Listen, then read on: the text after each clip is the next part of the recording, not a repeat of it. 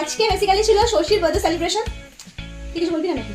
আগের বছর করেছিলাম হচ্ছে ওই মানে ঘুরে ঘুরে রাস্তায় খুঁজে পাচ্ছিলাম না, প্ল্যান ছিল গঙ্গার ঘাট, চলে গেছিলাম পার্ক। হ্যাঁ, বাই দ্য ওয়ে আমাদের ক্যামেরার কোয়ালিটিটা কিরকম আসছে? রিং লাইটটা কামাল হ্যাঁ। তোমরা বসে কমপ্লেন করেছো কোয়ালিটি ভালো না নিয়ে। আমরা সবাই এক্সস্টেড। আমি অফিস থেকে এসেছি, ও একটা কাজে গেছিল সেখান থেকে এসেছে, তো ইগনোর আস।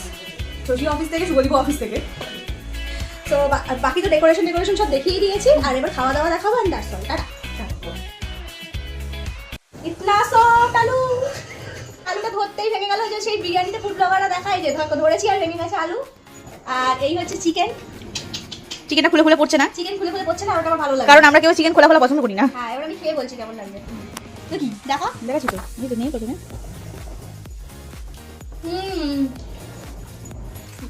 সেদ্ধ হয়েছে আপনি দারুণ হয়েছে। বাড়িতে বল কেমন লাগছে বলো।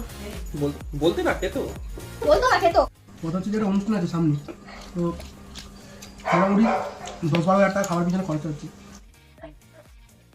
বুঝলি তো, এইসব না করে নাম পাই নিচে মালপত্র কিনে বিরিয়ানি ভালো হবে, টাকা কম লাগবে, জিনিসও ভালো থাকবে। প্রায় 30 থেকে 40 জন লোকের বিরিয়ানি মাম্বা। পারবি তো? পানি দেবে।